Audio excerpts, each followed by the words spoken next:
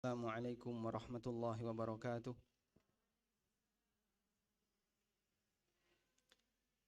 Alhamdulillahi rabbil alamin. Wassalatu wassalamu ala ashrafil mursalin Nabiyyina wa maulana Muhammadin wa ala alihi wa sahbihi ajma'in.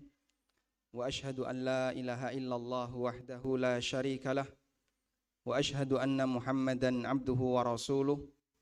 Salawatu rabbi wa salamu alaihi wa ala alihi wa ashabihi wa man sara ala nahjihi wastanna bisunnatihi ila yaumiddin. Alhamdulillah, puji syukur kita haturkan kehadirat Allah Subhanahu wa taala.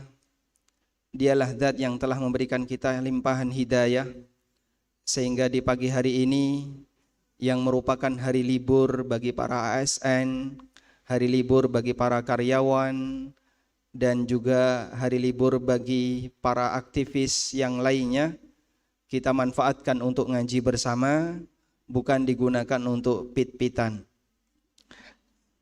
Jenengan tidak piknik, tidak jalan-jalan bersama keluarga, tapi jalan-jalannya di taman surga. Majelis ilmu termasuk di antara taman surga. Nabi SAW bersabda, "Idza marartum biriyadil jannah farta'u." Kalau kalian melewati salah satu di antara taman surga, maka mendekatlah. Kemudian para sahabat bertanya kepada Nabi SAW, "Wa ma riyadul jannah ya Rasulullah?" Apa yang dimaksud dengan taman surga? Jawab beliau SAW, "Hilakud dzikri." Yang dimaksud dengan taman surga adalah halaqah yang isinya ilmu, membahas tentang masalah halal dan haram. Karena itu sebagai peringatan awal, mengingat ibu-ibu semuanya di sini datang dalam rangka untuk belajar, maka mohon untuk HP-nya dipakai mencatat, bukan dipakai untuk moto. Sepakat? Ini fitnah pertama untuk media sosial yang ada di Masjid Nurus Salam. Sebelum kajian selfie, kalau enggak selfie, moto ustate. Arab nggak apa, Bu? Hah? Fotonya mau dipakai apa? Anda pulang yang lebih penting bawa ilmu atau bawa ustadz? Bawa ilmu, makanya tolong HP-nya dipakai nyatet untuk ilmunya, bukan dipakai untuk moto. Sepakat ya? Sanggup insya Allah? Baik, tolong disimpan. Kalau nggak dipakai untuk nyatet, berarti HP disimpan. Dan jangan lupa dibuat, boleh flight mode lebih bagus, atau mode silent. Baik, kita akan belajar tentang, apa tadi judulnya? Fitnah media sosial. Masya Allah. Jadi memang Allah ciptakan manusia ini bisa menjadi potensi fitnah antara satu dengan yang lain. Dan yang dimaksud potensi fitnah adalah keberadaan kita bisa marakno dosa wong liya gitu ya. Bisa menjadi penyebab orang lain berdosa. Sehingga ketika mereka berinteraksi, hasilnya salah satunya adalah mereka mendapatkan hasil dosa. Itu disebabkan karena fitnah interaksi. Dan Allah telah sebutkan ini dalam Al-Quran di surat Al-Furqan. Allah Ta'ala berfirman di surat Al-Furqan ayat yang ke-20. Allah Ta'ala mengatakan, وَجَعَلْنَا بَعْضَكُمْ لِبَعْدٍ فِتْنَةً أَتَصْبِرُونَ. Aku jadikan sebagian kalian menjadi potensi fitnah bagi yang lain. Kalau mau nyatet ayatnya silahkan dibuka Al-Furqan ayat 20. Silahkan buka mushaf yang dibuka HP. Di HP ibu-ibu ada WA? Ada ya, wawasan Al-Quran. WA. Baik, silakan dibuka surat Al-Furqan ayat 20. Surat Al-Furqan surat nomor 25. Allah Subhanahu wa taala mengatakan waja'alna ba'dakum li ba'din fitnatan atasbirun. Aku jadikan sebagian kalian menjadi sumber fitnah bagi yang lain, atasbirun, sejauh mana kalian bersabar. Sehingga ketika orang sedang mendapatkan ujian fitnah, kalau tidak bersabar jadi dosa. Tapi kalau dia bisa bersabar, insya Allah akan semakin menambah derajat di hadapan Allah Subhanahu wa ta'ala. Karena yang namanya mukmin, yang namanya muslim, pasti dia akan mendapatkan fitnah, ujian hidup. Dan fitnah itu untuk mengetahui sapa sing jujur dalam ikrarnya beriman dan siapa yang hanya sebatas ngaku-ngaku, sehingga diketahui dari mana sejauh ketahanan dia dalam menjalani ujian hidup. Allah Ta'ala berfirman di awal surat Al-Ankabut, Qala ta'ala alif lam mim ahasiban nasu ayyutraku ayyaqulu amanna wahum la yuftanun walaqad fatanna alladhina min qablihim fala ya'lamanna Allahu alladhina sadaqu wala ya'lamanna al-kadhibin. Ini ada di surat apa tadi? Ayat berapa? Ayat berapa? Ayat alif lam mim, ayat pertama. Ahasiban nasu ayyutraku ayyaqulu amanna wa hum la yuftanun, ayat yang kedua. Ahasiban nas, apa menungso niku punya sangkaan? Apakah manusia menyangka? Ayyaqulu amanna, mereka bebas mengatakan aku beriman. Wa hum la yuftanun, sementara mereka tidak diuji. Walaqad fatanna alladhina min qablihim, sungguh Allah telah menguji orang-orang sebelum mereka. Fala ya'lamanna Allahu alladhina sadaqu wa la ya'lamanna al-kadhibin. Dari ujian itu Allah mengetahui siapa orang yang jujur dan siapa yang pendusta. Siapa yang dusta tidak jujur dalam beriman. Maka ayat ini menunjukkan bahwa setiap hamba muslim, mukmin yang mengaku beriman, pasti hidupnya akan diapakan? Diuji oleh Allah. Pasti dia akan diuji oleh Allah. Dari ujian itu ada dua hasil. Lulus dan tidak lulus. Nek lulus naik kelas, nek enggak lulus turun kelas. Sing lulus dapat ganjaran, semakin naik derajatnya di hadapan Allah. Yang tidak lulus, nanti dia mendapatkan dosa, sehingga derajatnya turun, tidak lebih dekat dengan atau bahkan lebih jauh dari Allah Subhanahu wa ta'ala. Kita perlu menyadari hal ini, karena ini gawan bayi. Maksudnya kabeh sing lahir pasti akan mengalami seperti ini. Monggo kalau ada orang yang hidup misalnya, atau dia sudah berkeluarga, sejak saya berkeluarga ya, uripe kok dadi malah ora enak. Isine mong padu karo bojone.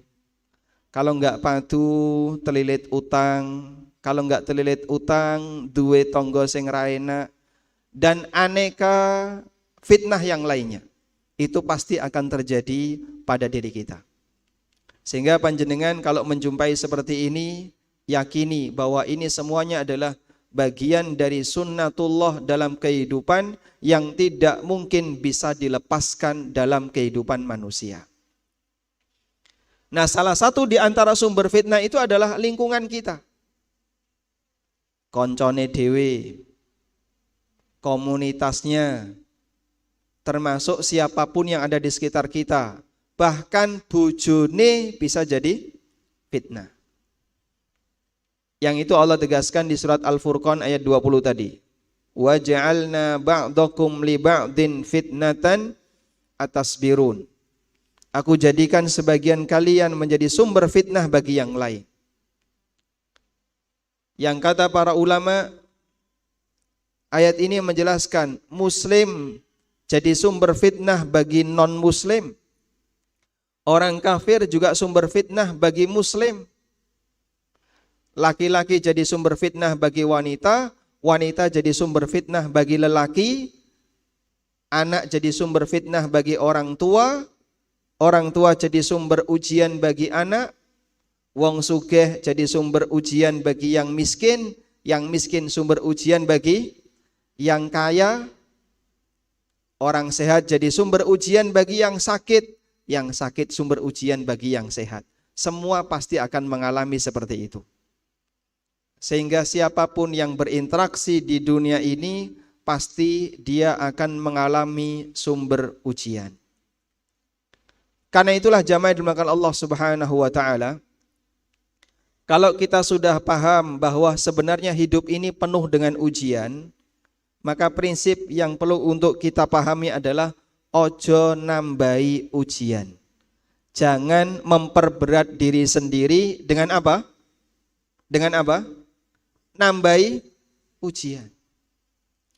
Karena orang ketika dia memperberat diri sendiri dengan nambah-nambahi ujian, akan semakin berpotensi datangnya dosa. Karena sing jenenge ujian itu belum tentu lulus. Yang namanya ujian itu belum tentu berhasil.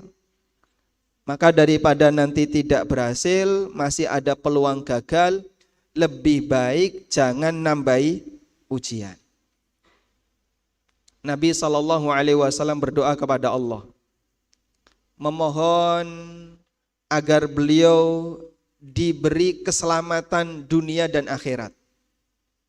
Dan doa ini disampaikan kepada beliau ketika beliau menjenguk ada orang yang sakit. Kabarnya fulan niku sakit, lama tidak pernah nongol di masjid. Maka Rasulullah SAW menjenguk sahabat ini. Namun subhanallah, apa yang terjadi? Sahabat menika sakitnya sangat parah sampai kurus banget. Sehingga digambarkan oleh sahabat yang ikut menjenguk, dia itu tinggal tulang sama kulit. Seperti piye, tahu piye Bu? Napa niku? Ya. Anak ayam yang baru netes. Anak burung yang baru netes, niku disentil mati. Saking kurune, ringkih dia. Akhirnya Rasulullah SAW bertanya kepada orang ini, kowe iki kenapa? Kok sampai loro koyong ini? Beliau penasaran, kenapa beliau sampai mendapatkan ujian sakit sedemikian parah hingga sampai membuat sangat kurus sekali. Lalu sahabat ini mengatakan, ya Rasulullah, saya pernah berdoa kepada Allah. Kulo nanti ndonga. Jenengan ndonga napa? Beliau mengatakan, saya pernah berdoa kepada Allah.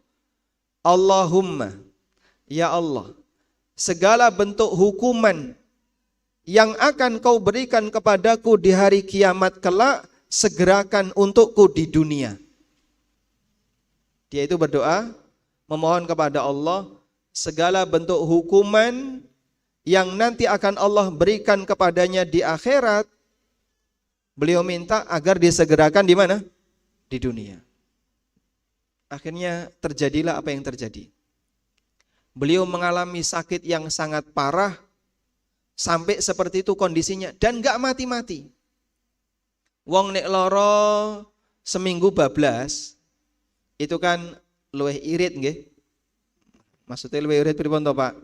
Ya ora usah melba-melbu rumah sakit nggih. Tidak banyak ngerepoti orang. Tapi kalau ada orang yang sakit, loro urip ini. Ya, loro sing ngene loro ya mesti urip. Tapi maksudnya kadang sakit, sembuh.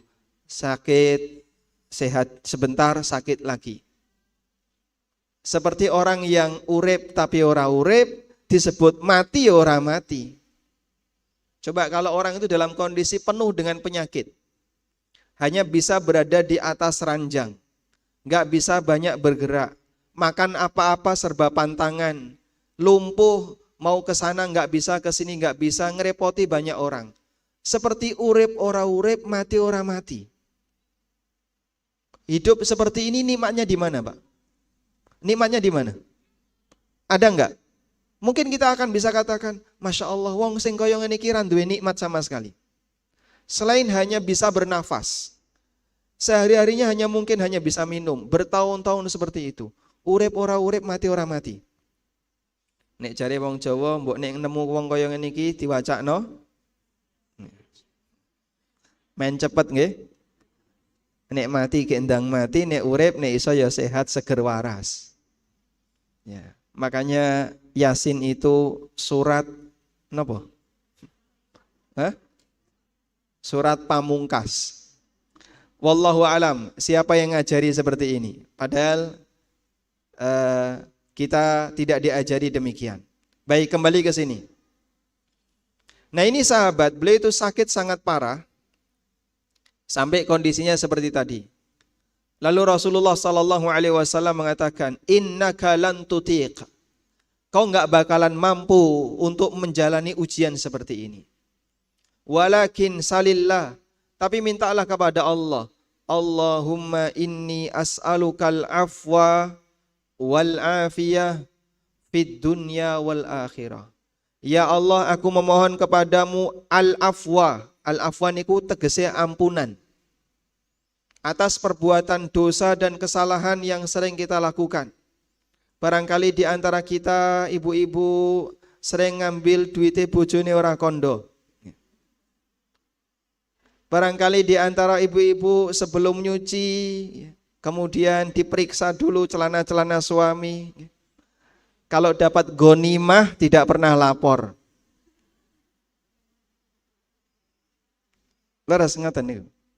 Teng mriki wonten mboten? Di sini ndak ada ya, di masjid ndak ada. Kalau di rumah wallahu alam. Barangkali pernah nglarakno ati bojone, nglarakno ati wong tuane dan seterusnya. Maka kita mohon kepada Allah, muga-muga itu semuanya diampuni. Wal afiyah, dan kita meminta kepada Allah al-afiyah. Napa niku afiyah? Al-afiyah artinya adalah bebas dari masalah. Artinya kalaupun kita tidak bisa lepas dari masalah, muga-muga nek duwe masalah ojo sampai keterusan sehingga dibawa sampai mati. Ada orang jamaah punya masalah sampai mati durung rampung. Wonten ngoten niku? Kathah. Itu banyak. Ibaratnya begini, diparingi tugas pekerjaan rumah sampai waktunya selesai durung rampung. Gak lulus yang seperti ini. Dia membawa masalah sampai mati. Sebaliknya ada orang yang ketika meninggal dunia masalahnya sudah selesai. Rantai musuh tetangganya, tidak punya musuh di kalangan keluarganya, tidak punya musuh di kalangan teman-temannya, hidupnya plong, tidak punya orang yang pernah dia musuhi atau memusuhi dia. Utang wis lunas, ya. Utange wis lunas, tak baleni meneh, utange wis lunas, arisane wis rampung dan seterusnya. Lalu dia meninggal dunia, itu plong rasanya. Seperti seorang siswa yang dia dikasih tugas dan dia sudah selesai semuanya sampai lulus. Waktunya habis, dia sudah selesai semuanya. Maka kita berharap kepada Allah, ya Allah aja sampai hamba niki meninggal dunia, kita meninggal dunia sementara masalah durung selesai. Itu artinya kita minta al-afiyah. Minta kepada Allah napa? Afiyah. Hidup tidak meninggalkan masalah. Mana yang jenengan pilih? Mati punya masalah atau mati tanpa masalah? Enak yang mana? Ya? Mati duwe masalah. Kalau bisa tanpa masalah. Makanya orang sebelum meninggal dunia, ya, doteng gruduk tilik, ya, ini wis sakaratul maut, njuk sepuro ning bojone, njuk sepuro wong tuane, njuk sepuro karo ini dan seterusnya. Dengan harapan dia tidak membawa masalah ketika dia meninggal dunia. Itulah salah satu di antara doa yang diajarkan Nabi sallallahu alaihi wasallam. Allahumma inni as'alukal afwa wal afiyah fid dunya wal akhirah. Allahumma inni as'alukal afwa wal afiyah fi dini wa dunyaya wa ahli wa mali. Allahumma astur aurati wa amin rawati. Jenengan pun hafal? Alhamdulillah. Yang sregep dikir pagi sore insyaallah, tapi akeh laline biasanya. Makanya tolong dikir pagi sore ini jangan sampai luput. Selalu dijaga. Allahumma inni as'alukal afwa wal afiyah dan seterusnya. Baik. Mohon fokus ya, fokus ngaji. Barangkali yang di belakang barangkali ada yang ngobrol, arisan durung rampung, nanti ditunda dulu. Kembali ke forum. Nah, doa ini menunjukkan bahwa kita diajarkan oleh Nabi sallallahu alaihi wasallam nek iso dadi wong niku jangan golek masalah, ojo kokean masalah. Semakin sering bermasalah membuat hidup ini jadi nggak nyaman. Dan salah satu di antara sumber masalah adalah ketika orang itu terlalu sering berinteraksi. Termasuk di antaranya berinteraksi melalui media sosial. Masya Allah ya, ustadznya dipoto terus dipasang ning Facebook. Alhamdulillah derek pengawasan. Lo jenengan derek pengawasan dadak pamer. Nanti lihat komentar-komentarnya, Masya Allah, Masya Allah, Masya Allah. Senekin di, oh ana sing njaluk senek. Belum lagi ketika ada sedikit masalah, nanti ono sing komentar rodok nyelekit, dibalesi, akhirnya celekit-celekitan. Dan itu terjadi di mana? Di media sosial. Subhanallah. Coba kalau dia tinggalkan HP dan tidak bermedia sosial. Kalaupun nggak penting, nggak buka Facebook, tidak upload sesuatu, tidak ngomong sesuatu, insya Allah atine luwih plong, luwih tenang.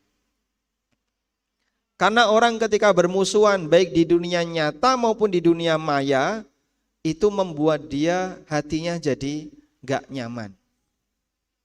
Sing jenenge wong padu niku menyenangkan, marakno seneng napa marakno senep?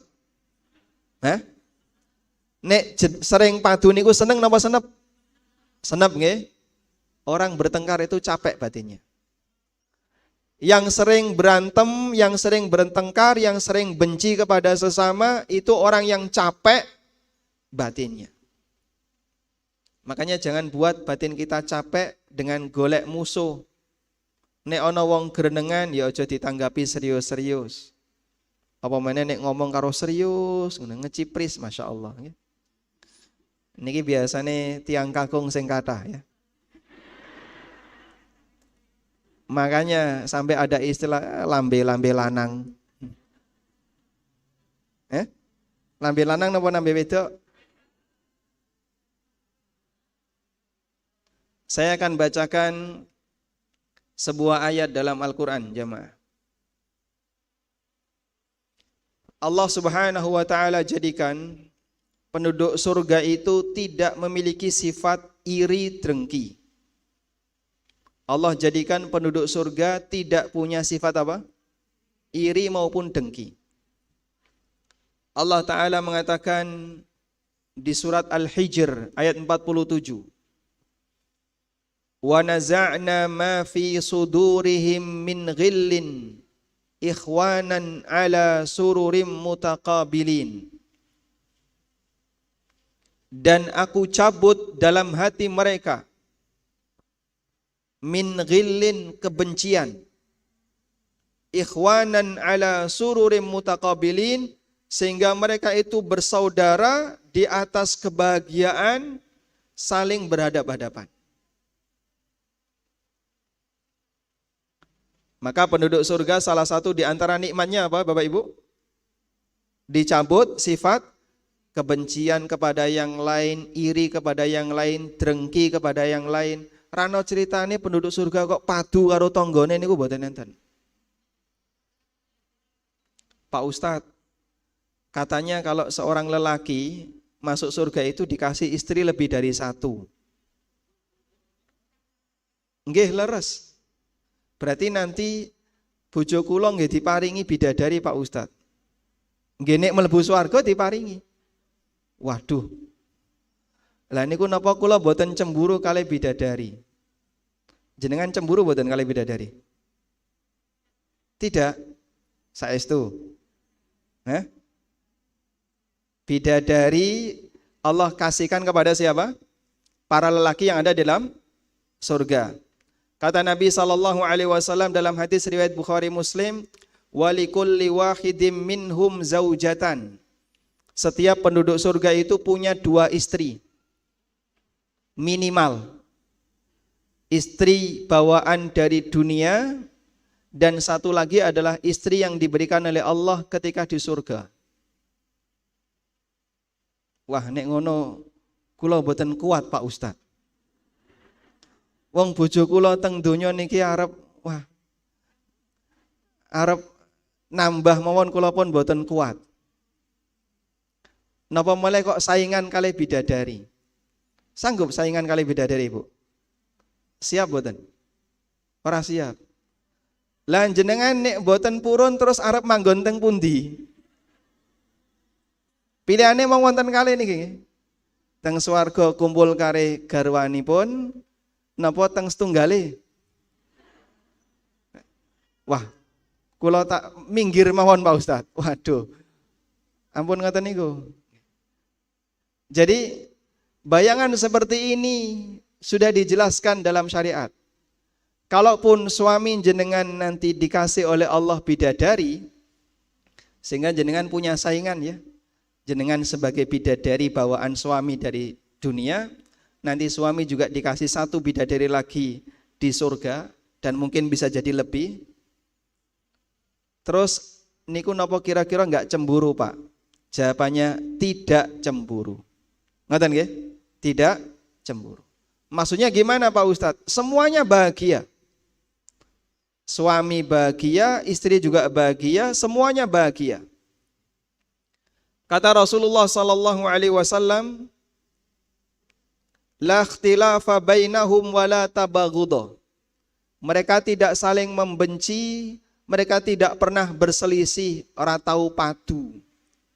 Rano ceritane ning swarga kok padu. Qulubuhum qalbun wahid, hati mereka satu. Jadi seneng siji seneng kabeh. Sing lanang seneng, sing wedok nggih melu seneng. Itulah kebahagiaan ketika di surga. Baik. Nah niki wonten setunggalipun perkataan Ibnul Jauzi. Penting untuk dicatat. Qala Ibnul Jauzi,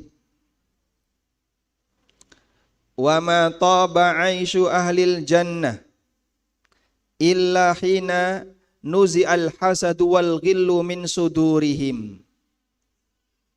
Pun dicatat? Kula baleni malih. Qala Ibnul Jauzi, wa ma taba 'aisyu ahlil jannah. Sampun? Kok boten dicatat? Oh ngenteni terjemahane. Nggih, saya terjemahkan. Ibnul Jauzi mengatakan, kehidupan penduduk surga tidak bisa menjadi nyaman.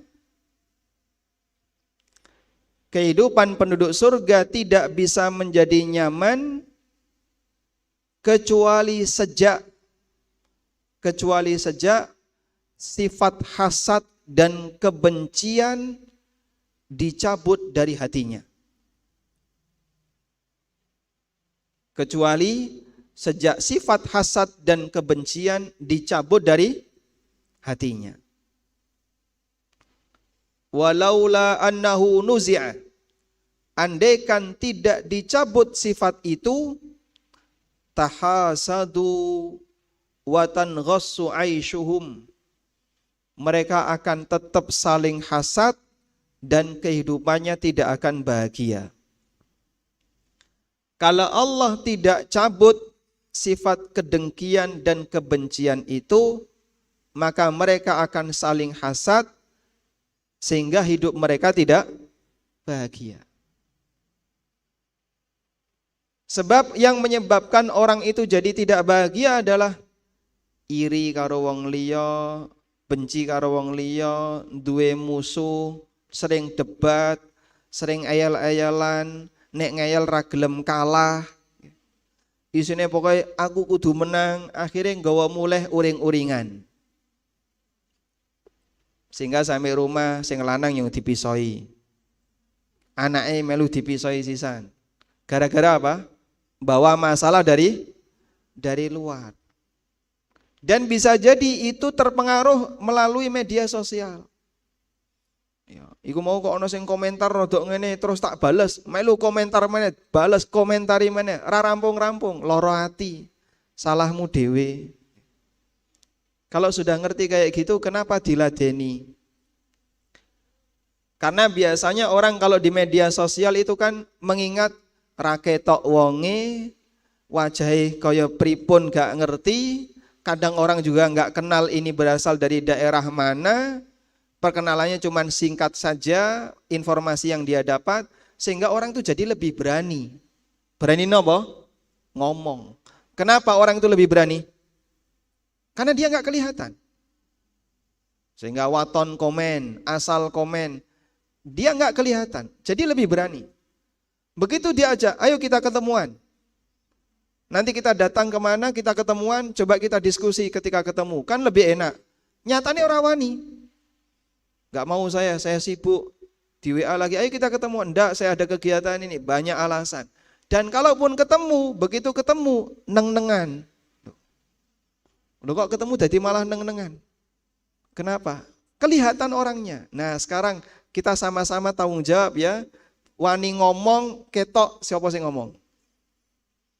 Itu orang kalau ketemu beda dengan diskusi melalui tulisan atau diskusi melalui komen. Makanya kenapa orang itu jadi sering ngawur ketika di media sosial? Alasannya adalah dia nggak kelihatan. Sehingga waton kasih komen ngilang, nanti ganti akun lagi, buat akun yang baru abal-abal ya. Itu sering terjadi di masyarakat. Nah kalau jenengan terlibat di dunia seperti ini, saya yakin urip isine mong loro hati. Tolong jaga baik-baik. Hati itu adalah tempat iman kita, tempat kebahagiaan kita, tempat kita bermunajat kepada Allah Ta'ala. Kalau terlalu banyak kotoran-kotoran seperti ini, kita tidak bisa menikmati ibadah kepada Allah Ta'ala. Jadi sholat kepikiran terus, yang dieling-eling mau Facebook. Ketika dzikir maca Quran, yang dieling-eling Instagram. Nah, itu gara-gara tadi, fitnah media sosial.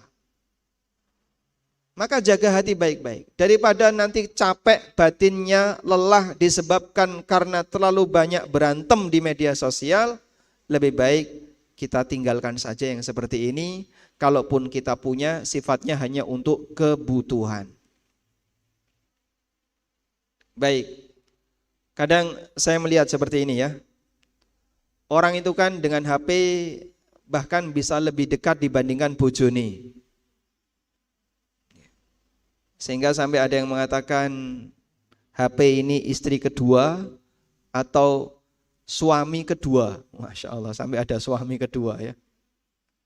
Sehingga kadang lebih dekat dengan HP timbangane bojone.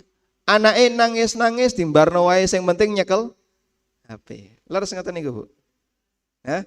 Mboten nggih, teng mriki mboten. Mboten leres.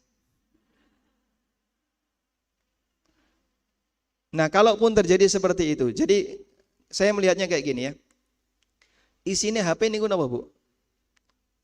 WA yang paling banyak kita konsumsi. Dan kebanyakan WA itu dominannya adalah isinya informasi. Berita, informasi, di sana ada apa, di sini ada apa, di grup nanti nyari-nyari apa lagi informasi. Kita terlalu banyak mengkonsumsi informasi. Terlalu banyak mengkonsumsi berita. Sebenarnya berita itu kita butuh atau tidak? Kita butuh berita atau tidak? Kadang butuh, kadang tidak. Kadang ada berita yang kita butuhkan, tapi sebagian besar berita itu kita tidak butuh. Koran Magelang niku napa? Yang terkenal koran Magelang. Magelang News. Wonten? Mboten enten. Misalnya ya, yang kalau di Jogja kan terkenal KR nggih. KR niku terkenal. Atau yang nasional misalnya ada Jawa Pos, ada Kompas, dan aneka koran yang lainnya termasuk Republika. Kalau jenengan lihat ya, ambil satu koran hari ini. Ambil satu koran hari ini. Ini adalah koran hari ini. Dari halaman depan paling awal sampai halaman paling belakang. Sebenarnya dalam satu koran ini kita punya kepentingan enggak? Mungkin enggak punya kepentingan sama sekali.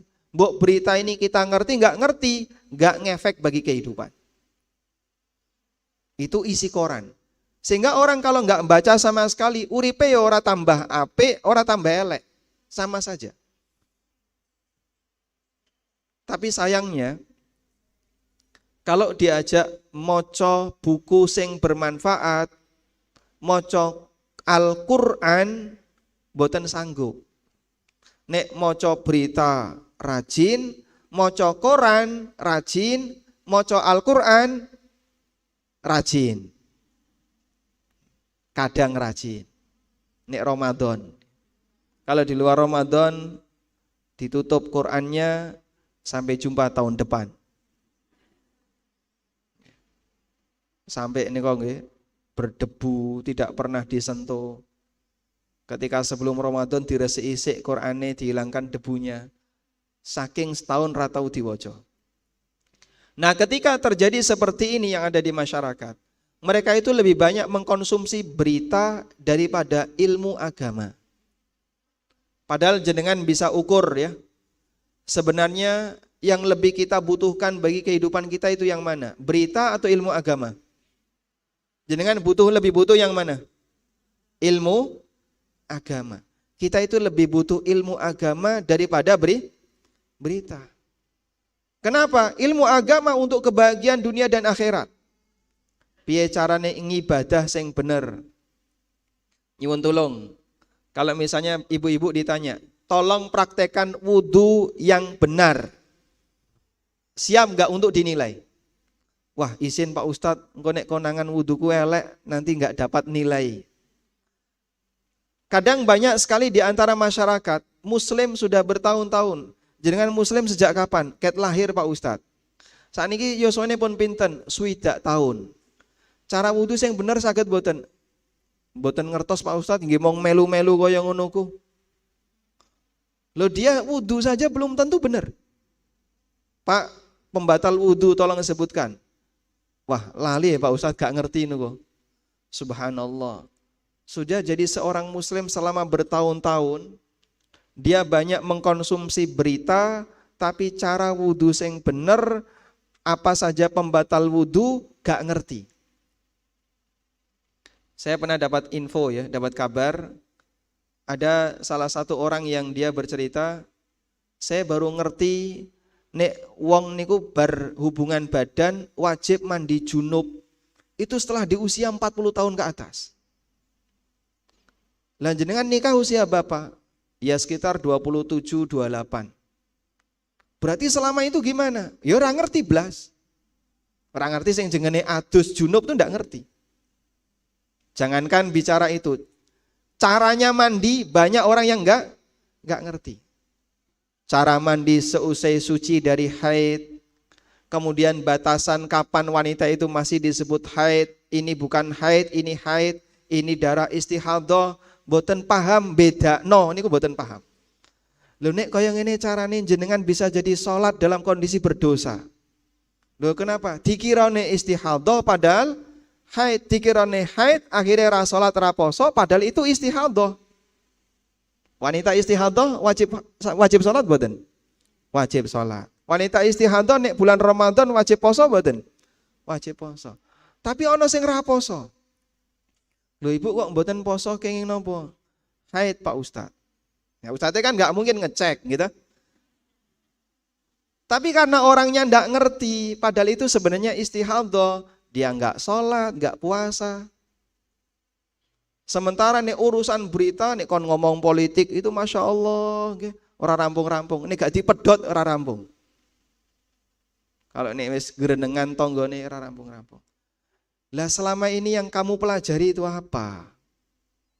Padahal sing jengene wong muslim wajib ngerti aturan agamane. Sehingga jangan sampai masalah-masalah yang wajib untuk diketahui tidak pernah dia pelajari.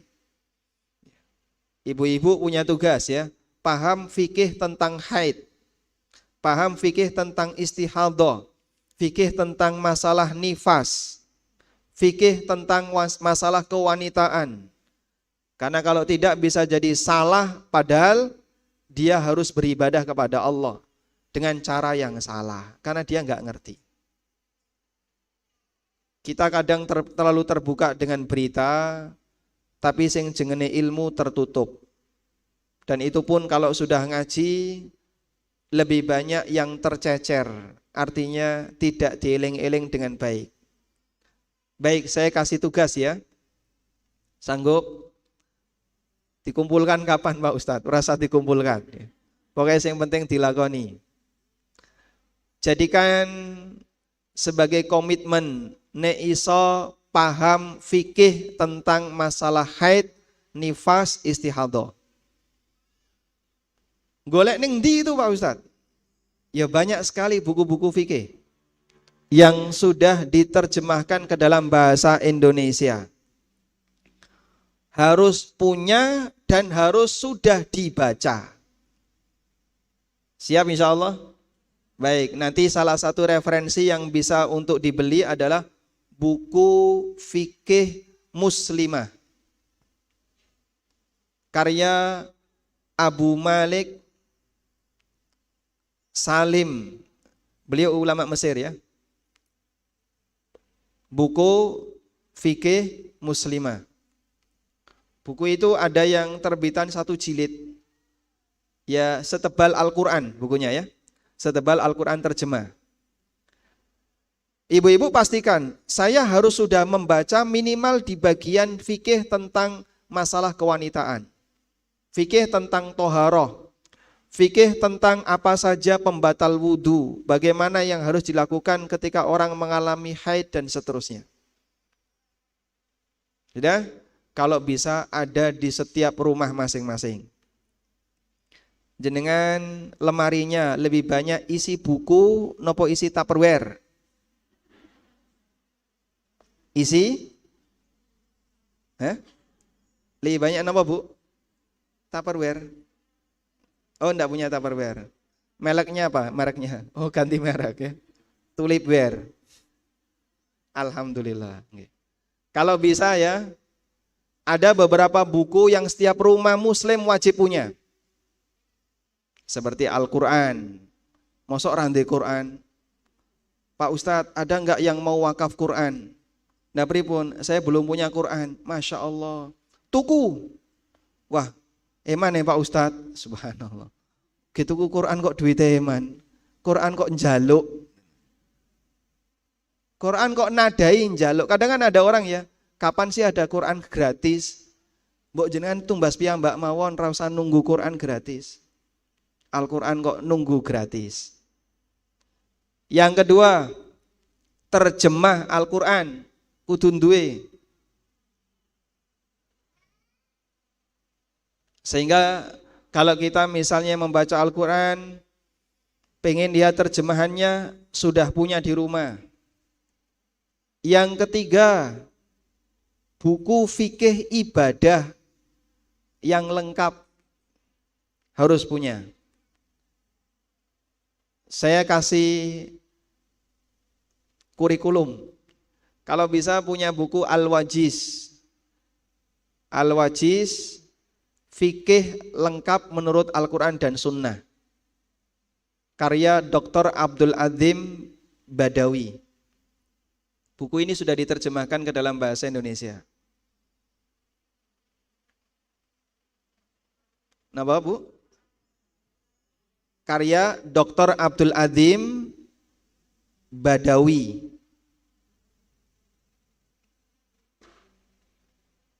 Nanti bisa cari di internet ya, mungkin bisa dikoordinir. Nanti beli bareng-bareng, insya Allah dapat harga yang lebih mahal, lebih murah ya. Biar nanti dapat diskon. Saya nggak jualan buku ini nih, ini bukan promosi ya. Tapi saya minta dalam setiap rumah nek ison duwe buku seperti ini. Kemudian yang muslimah tadi, buku fikih muslimah. Karya Abu Malik Salim. Ini kalau bisa punya. Nah ini untuk masalah fikih, belum masalah akidah. Nanti juga ada buku yang wajib dimiliki. Seperti Tauhid 1, 2, 3. Itu 3 jilid tipis. Buku Tauhid 1, 2, 3. Wajib punya, kudun duwe. Jangan sampai tidak punya. Nah setelah punya, diapakan? Orang mong duwe ditoto. Bertahun-tahun kok saya plastikan. Dereng dibuka segele Pak Ustadz. Masya Allah.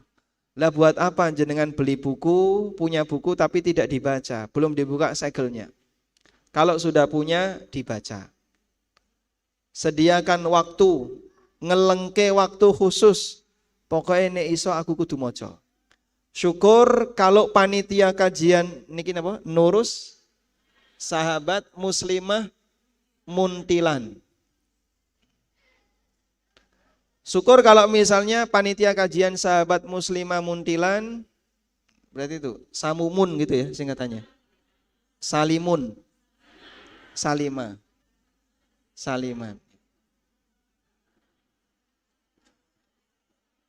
Ya.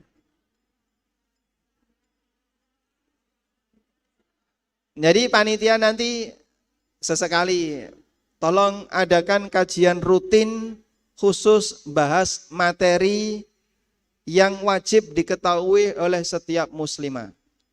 Tapi harus rutin. Karena kan seperti ini tidak bisa sekali selesai. Sehingga hari ini bahas, besok bahas lagi, bila perlu satu kitab dikhatamkan. Oke. Alhamdulillah, kitab Al-Wajiz yang tebelnya tadi ya, seperti Quran terjemah, di Jogja kami telah menghatamkan dalam kajian selama 4 tahun. Yaitu kajian pekanan, setiap Ahad malam dulu. Itu selama 4 tahun. Dari yang pesertanya 16 orang, selesai khatam ya kurang lebih jadi 20 orang. Jadi nggak banyak-banyak nggak apa-apa, yang penting sudah pernah menghatamkan. Itu bahas fikih dari mulai awal sampai akhir.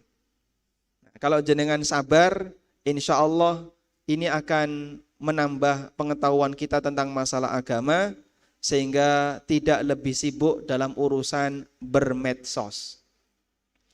Selanjutnya, dalam masalah medsos, Pak, boleh nggak saya menggunakan medsos? Monggo. Tapi ada koridor yang harus diperhatikan. Nomor 1, bagi para ummahat, bagi ibu-ibu, hindari pasang foto. Jadi kalau bisa nggak usah ada foto.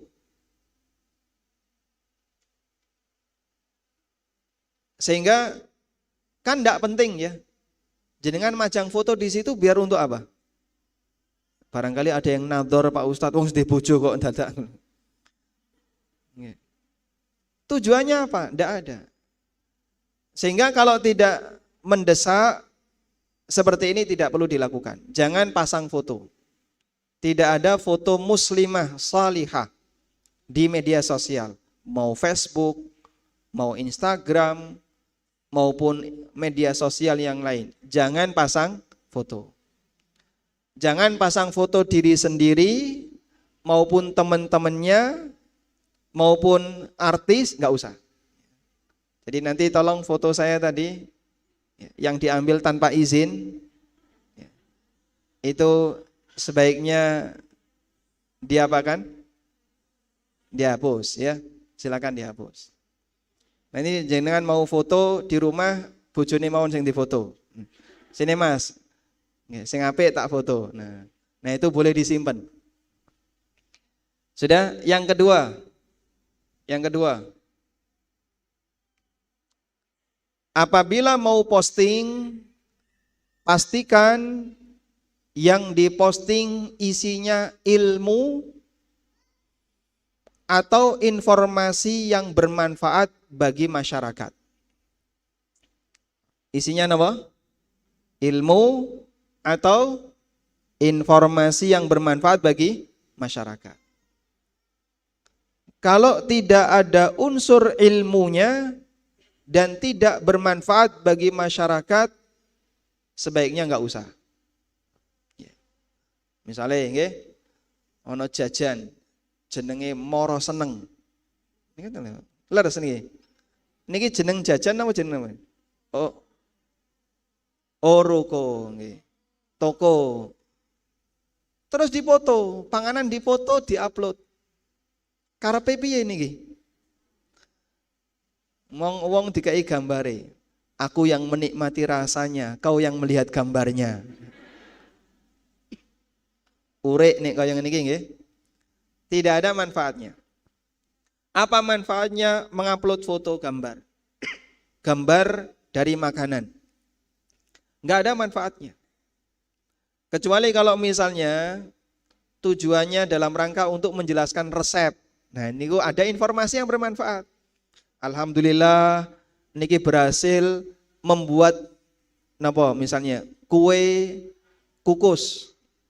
Dengan resep seperti ini, cara seperti ini, hasilnya bantat. Nah, terus dipoto, niki lho, rupane gak karuan. Jangan ditiru. Nah, gitu kan? Kalau seperti itu yang dilakukan, ada informasi yang bermanfaat, silahkan. Tapi kalau tidak ada informasi yang bermanfaat, gak usah. Yang ketiga, jangan terlalu mudah mengomentari postingan orang lain.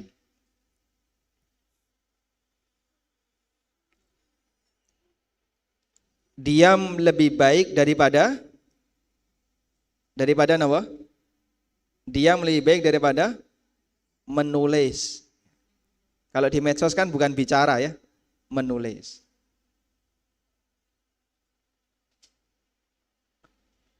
Termasuk kami juga sarankan, kalau mendoakan orang lain itu tidak perlu dikomen.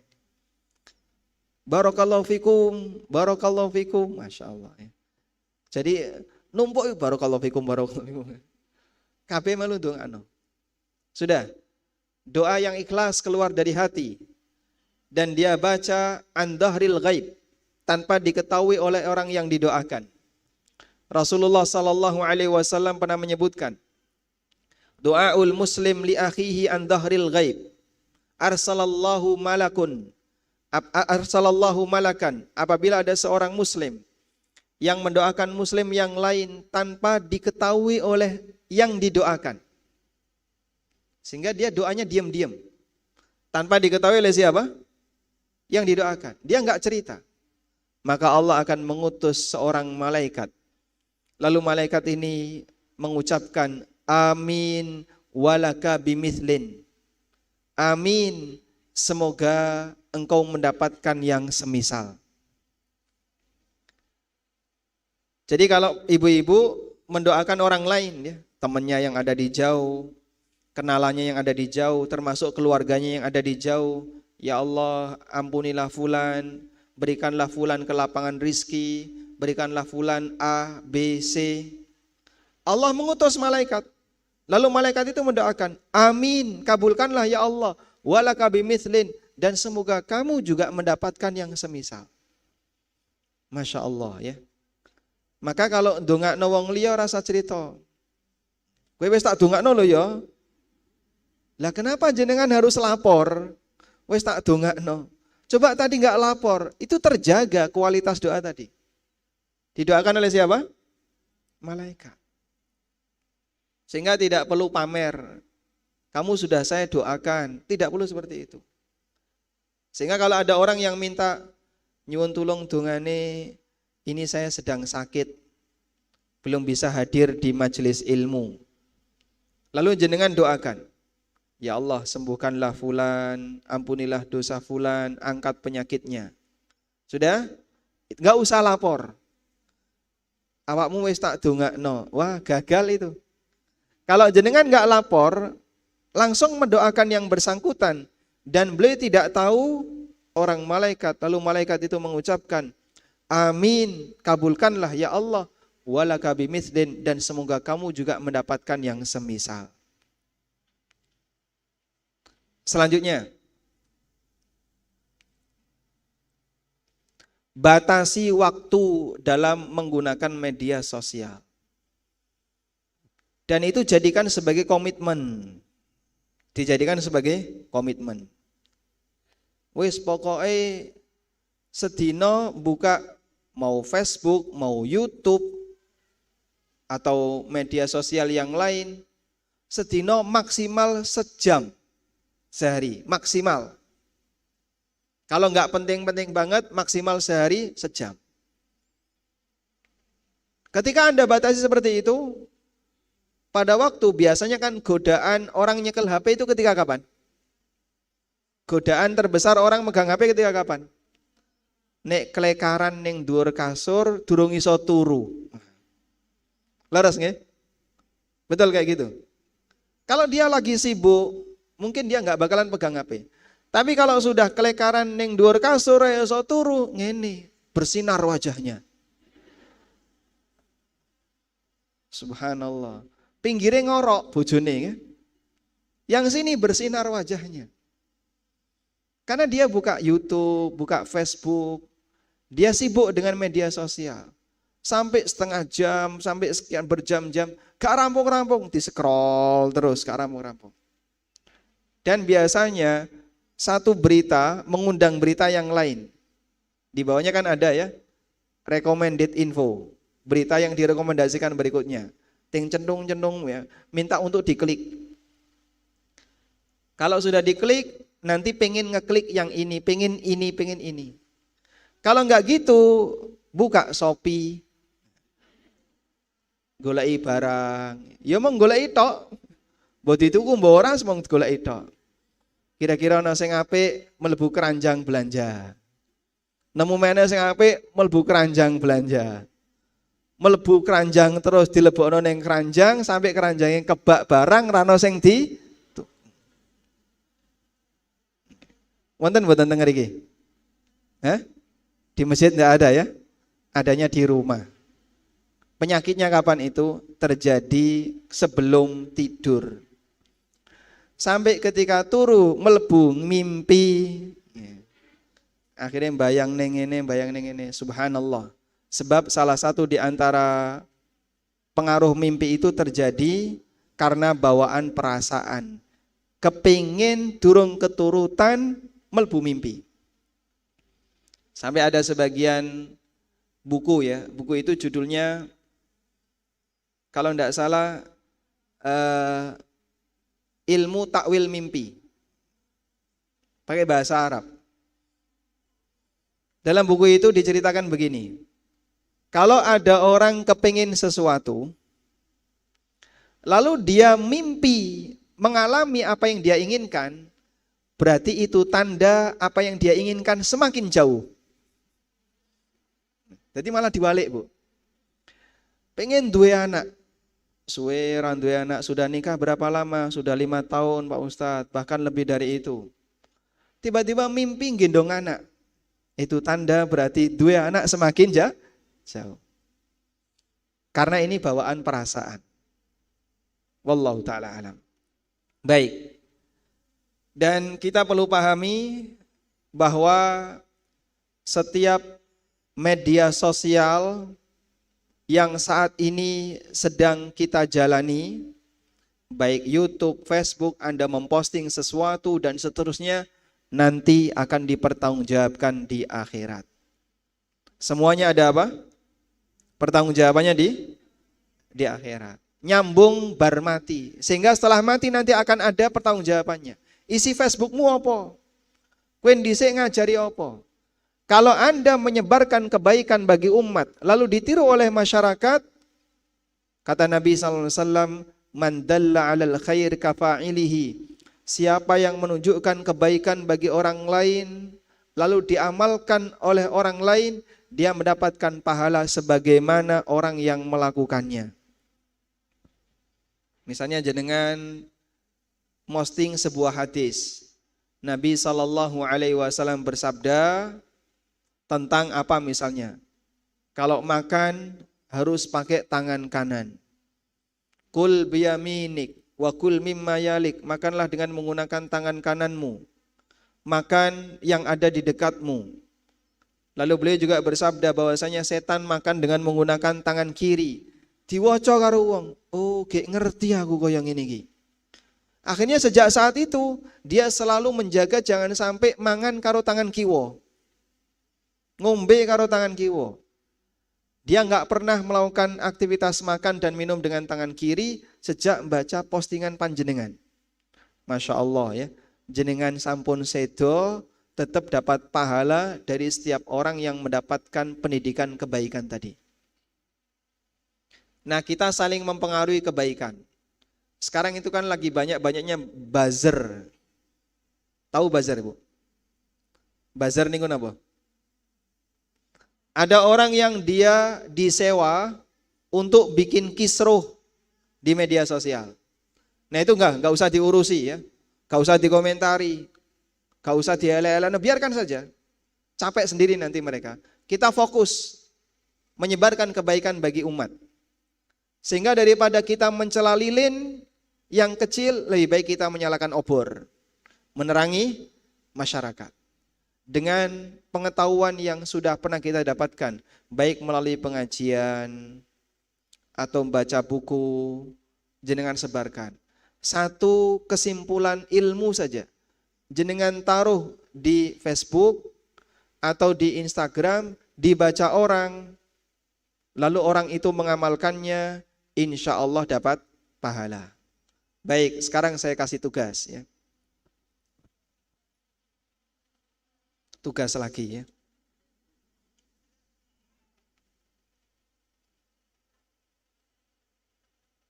Riyadhus Shalihin punya Ibu? Punya ya? Buku Riyadhus Shalihin. Siapa penulisnya? Sinten? Imam Nawawi. Ya, Riyadhus Shalihin karya Imam Nawawi. Biasanya di masjid ada ya. Nah, di buku Riyadhus Shalihin itu banyak menyebutkan tentang keutamaan ibadah tertentu. Misal, keutamaan qobliyah subuh, keutamaan qobliyah duhur, keutamaan qobliyah asar. Sudah? Nah, di situ kan ada hadis dari sahabat siapa, Rasulullah SAW bersabda, nanti disebutkan hadisnya. Terus HR, hadis riwayat fulan. Nah, jenengan tulis itu di Facebook masing-masing yang punya Facebook. Sudah? Sanggup insya Allah? Sanggup ya? Nanti silakan dicari buku Riyadhus Shalihin. Ini kalau bisa setiap rumah juga punya. Buku Riyadhus Shalihin. Sudah? Setelah dapat, taruh di Facebook atau di Instagram atau media sosial apapun yang dimiliki. Baik, setelah naruh biarkan saja. Mbah ono sing waca, ana sing maca biarkan saja. Nanti besok hari atau pekan depan buat gitu lagi. Rutin. Kalau di sini ada berapa orang ini? 50 ada ini? 100? 200? Sekitar ya. Baik. Kalau misalnya di sini ada 150 orang, lalu semua buat seperti itu, insya Allah kan jadi semarak kebaikan di dunia media sosial. Mbah ono sing maca, ora ono sing maca, terserah, pokoknya kita taruh di situ. Karena ini nggak bakalan hilang kecuali Anda melakukan pelanggaran yang bertentangan dengan kebijakan pemilik Facebook. Tapi kalau sebatas ini saja tidak ada pelanggaran. Ada satu orang yang terpengaruh lalu dia mengamalkan nasihat Anda, insya Allah muga-muga kula nggih kagungan ganjaran. Saya ikut dapat pahala karena tadi kita sama-sama memotivasi diri untuk membuat seperti itu. Insya Allah nggih. Ini bagi pemirsa yang ada di ANB Channel yang juga ikut menyaksikan di Niaga TV, kalau mau melakukan hal yang sama silahkan. Kita semarakkan media sosial. Kalaupun kita tidak bisa menghindari dari orang-orang yang buruk, minimal kita memperbanyak orang baik di sekitar kita. Wallahu alam, demikian yang bisa kita sampaikan, semoga jadi ilmu yang bermanfaat. Wassallallahu ala nabiyyina Muhammadin wa ala alihi wa sahbihi wasallam. Wa akhiru da'wana anil hamdulillahi rabbil alamin. Pas jam 10:30 berarti penutupan. Pripun? Wonten aja. Oh nggih.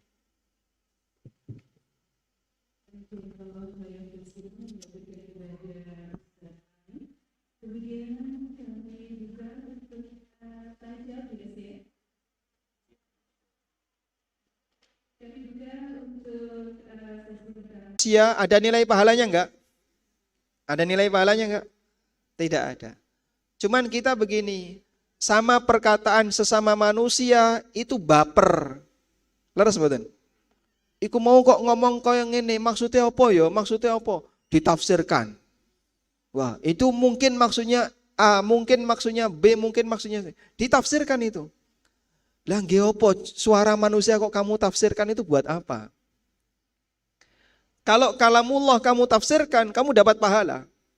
Karena Allah perintahkan kita untuk mentadabburi Al-Quran.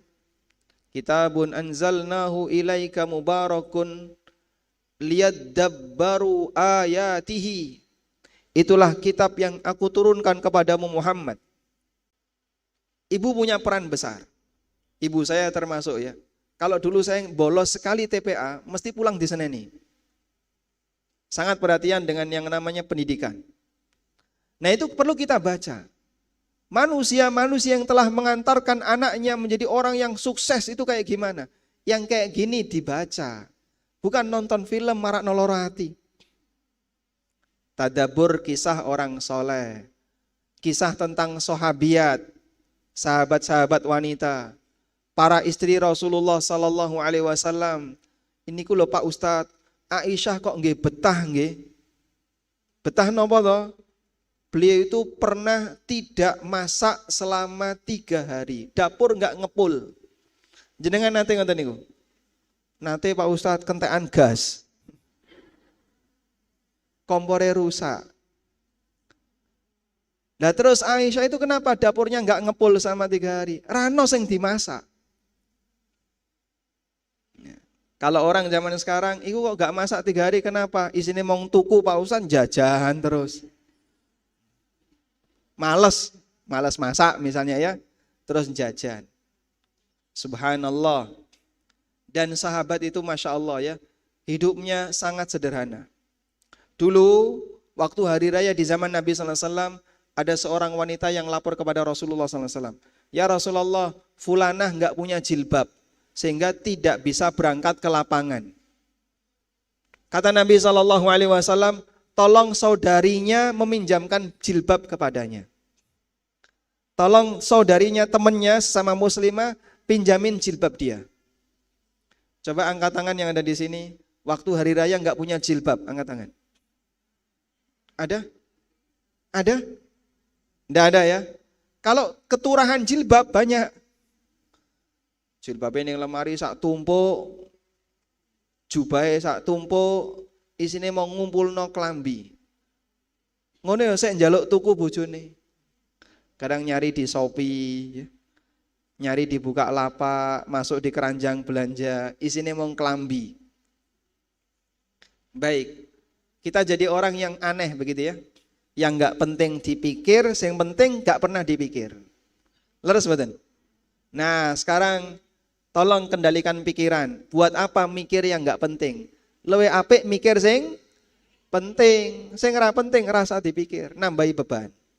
Paham insyaallah? Walhamdulillah. Nggih.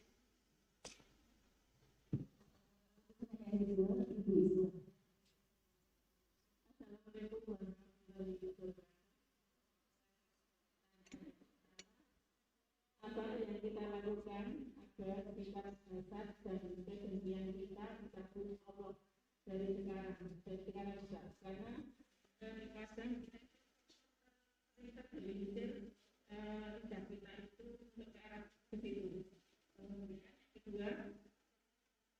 bagaimana status dosa-dosa kita yang telah lalu, yang mana saat itu kita tidak memiliki ilmu apakah status dosa kita itu telah gugur seiring sejalan dengan kita sekarang sudah ada ilmunya, sudah ada ilmunya. Ya, satu lagi ketika kita mau tidur itu boleh tidak kita membacakan Quran di HP itu, karena saya Quran itu kan harus dibaca sama dibaca maknanya gitu, jadi didengarkan mau tidur gitu. Mau tidur nyetel murotal katanya. Okay. Waalaikumsalam warahmatullahi wabarakatuh. Pertanyaan yang pertama, mungkin enggak kita bisa menghilangkan sifat hasad dari diri kita 100% ketika kita di dunia ini, biar dicabut oleh Allah Subhanahu wa taala. Karena kita manusia biasa, bisa jadi enggak mungkin. Sebab kita punya banyak sekali kelemahan dan kekurangan. Jangankan sifat hasad kepada orang lain, kadang bojone mau nambah ngeten mawon mboten purun nggih, Bu. Siap mboten? Oh, dereng sanggup ya, Masya Allah. Padahal itu ujian yang diizinkan oleh Allah dalam Al-Quran. Apalagi yang sifatnya dengan tetangga, yang dengan kawan dan seterusnya. Terus bagaimana caranya Pak Ustadz? Agar minimal kita tidak terjerumus ke sana. Ada solusi yang diberikan oleh Imam Ibnu Utsaimin rahimahullah. Kalau jenengan kagungan tonggo, konco, atau siapapun yang Anda iri kepadanya. Wah, iku kok lu enak ya uripe. Bar tuku kulkas, tuku mesin jahit. Bar tuku mesin jahit, magicome anyar. Wah, saiki duwe motor anyar, mobil anyar. Jadi grenengan. Ning awake batin sing kene kredit ya urung rampung-rampung. Terus kepikiran terus. Akhirnya apa? Sampai terjadi apa? Hasad. Dan kadang hasad itu hingga terjadi kepada pasangan hidup. Reuni, ketemu koncone. Wah, bojomu kok sek enom. Bojoku wis tuwa. Gara-gara itu sampai rumah akhirnya dia yang terjadi apa? Meremehkan suaminya. Seorang istri bisa meremehkan suaminya itu karena kalah saing dengan suami orang lain. Ya, pelirak-pelirik itu efek sampingnya kayak gini. Sehingga dia merasa, kok ini istri saya, suami saya kok jadi seperti ini dan seterusnya. Perubahan itu terjadi karena masalah apa? Saingan. Maka kalau terjadi seperti ini, ingat sabda Nabi SAW. Unduru ila man huwa asfala minkum. Wala tanduru ila man huwa fawqakum fahuwa ajdaru alla tazdaru ni'matallahi alaikum. Kalau dalam urusan dunia, lihatlah kepada orang yang lebih rendah dibandingkan kalian.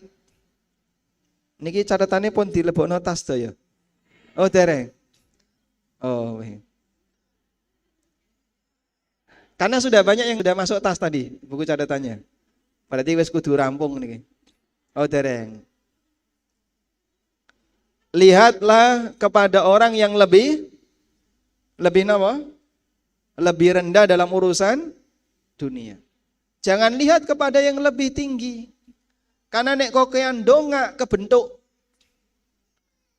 Sehingga lihatlah kepada yang lebih bawah. Jangan lihat kepada yang lebih atas. Fahuwa ajdaru alla tazdaru ni'matallahi alaikum. Karena itu membuat kalian lebih bisa untuk menghargai nikmat Allah. Biar kalian tidak meremehkan nikmat Allah. Orang meremehkan nikmat itu gara-garanya iri, pengen duwe apa yang dimiliki oleh orang lain. Akhirnya mobilnya diremehkan. Wis di mobil, Pak, mbok ganti toh Pak. Mobil kok isinya mau watuk tok.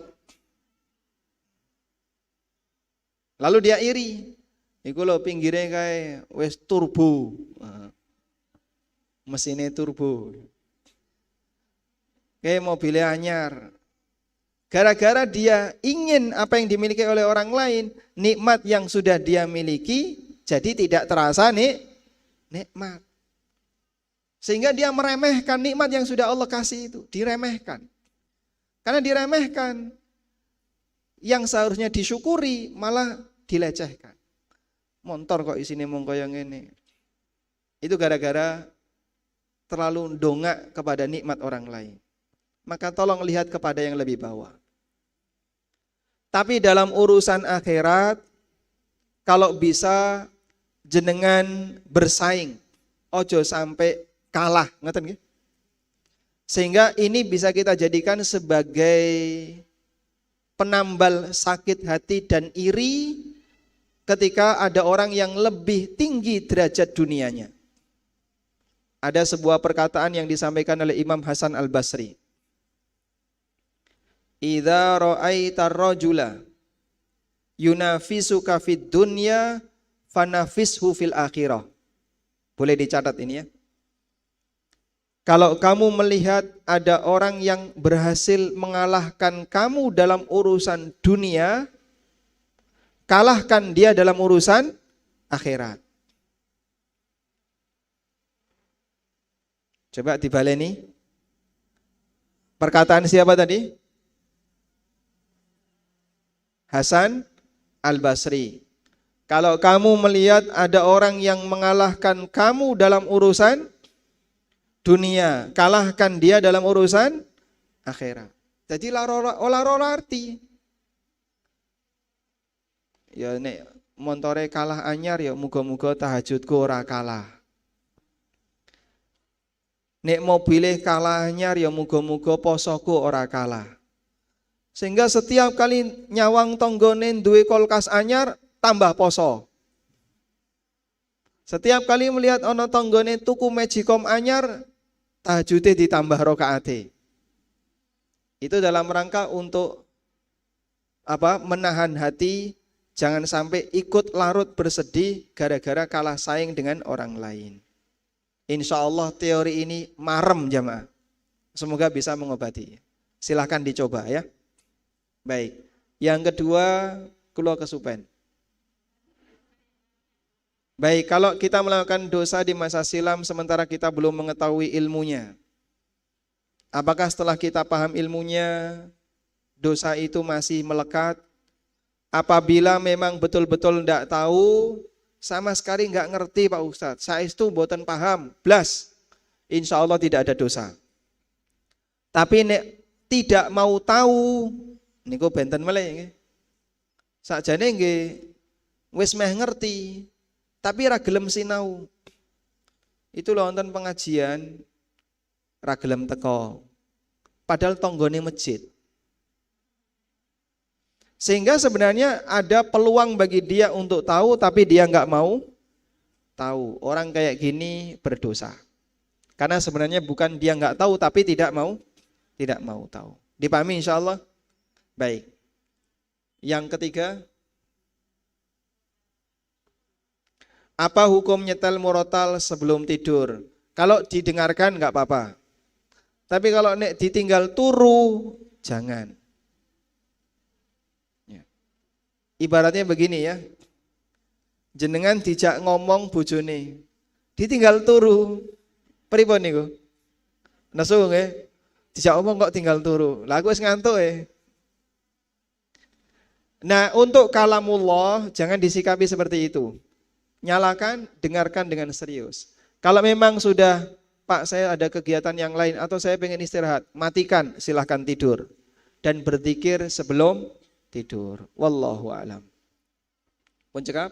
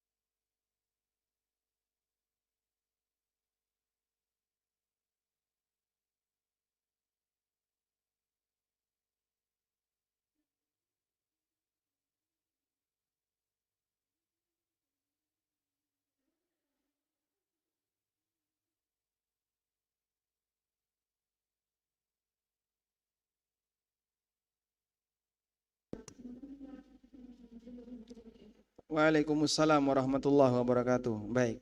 Nah, ini penting ya, kita harus saling menjaga baik wali santri maupun pihak sekolah.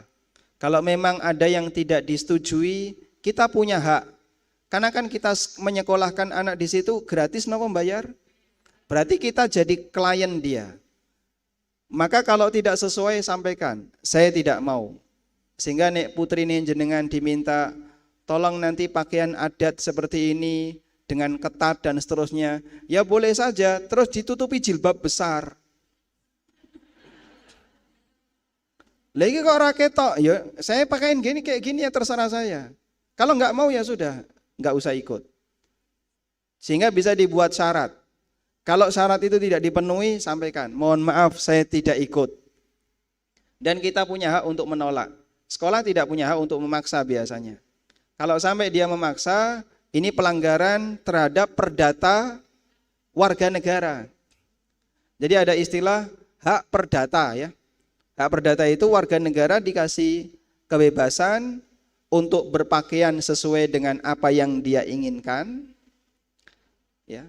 Selama pakaian itu tidak melanggar norma di masyarakat. Sehingga kalau misalnya panjenengan boten purun seperti itu sampaikan. Kami tidak mau, saya tidak menyukai yang seperti ini. Dan orang punya hak demikian. Maka kalaupun sekolah melakukan kegiatan itu dan ibu tidak bisa menolak, itu bukan tanggung jawab ibu. Tapi kalau melibatkan putri yang ibu sekolahkan di situ, melibatkan putrinya, sampaikan saja tidak boleh ikut. Oleh orang tua berhak untuk melarangnya. Wallahu ta'ala alam. Walhamdulillahi rabbil alamin. Demikian yang bisa kami sampaikan. Semoga apa yang kita bahas ini bermanfaat. Wassallallahu ala nabiyyina Muhammadin. Ini hadiah ya. Pertanyaan. Ada 3 hadiah. Pertanyaan yang pertama. Sebutkan istri, siapa nama istri Nabi sallallahu alaihi wasallam yang paling muda? Yo yang ngacung, ya yang ngacung. Baik, monggo niki Ibu Nama istri Nabi sallallahu alaihi wasallam yang paling muda? Pertanyaannya. Sebutkan nama mbahnya Aisyah.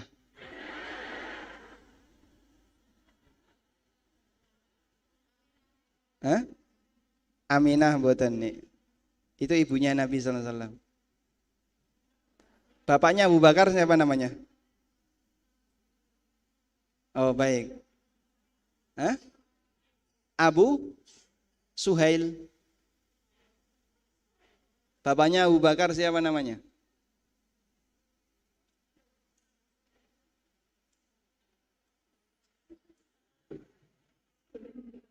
Boleh buka Google. Boleh buka Google.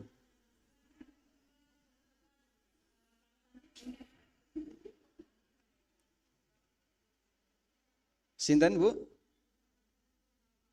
Sinten? Abu Kuhafa, betul sekali ya. Dapat hadiah, Masya Allah. Baik. Baik. Pertanyaan yang nomor 2.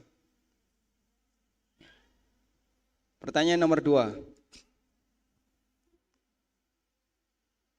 Putri Rasulullah sallallahu alaihi wasallam ada berapa?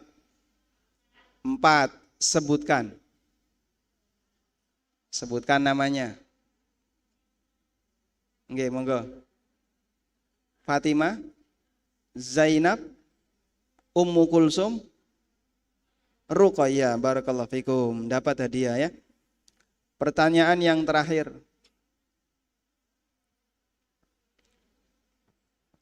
Sebutkan ya. Sebutkan lagi enggak apa-apa ya. Siapa nama sahabiat yang beliau pernah menjadi ibu susu Rasulullah sallallahu alaihi wasallam?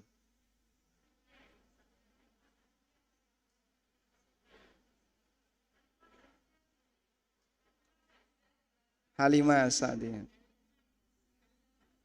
Siapa yang duluan tadi? Yang duluan tadi siapa? Oh, baik. Kalah dulu, Bu ya. Oke. Walhamdulillah, demikian yang bisa kita bahas. Semoga apa yang kita bahas ini bermanfaat. Wassallallahu ala nabiyyina Muhammadin wa ala alihi wa sahbihi wasallam. Wa akhiru da'wana anil hamdulillahi rabbil alamin. Subhanakallahumma wa bihamdika asyhadu an la ilaha illa anta astaghfiruka wa atubu ilaik. Wassalamualaikum warahmatullahi wabarakatuh.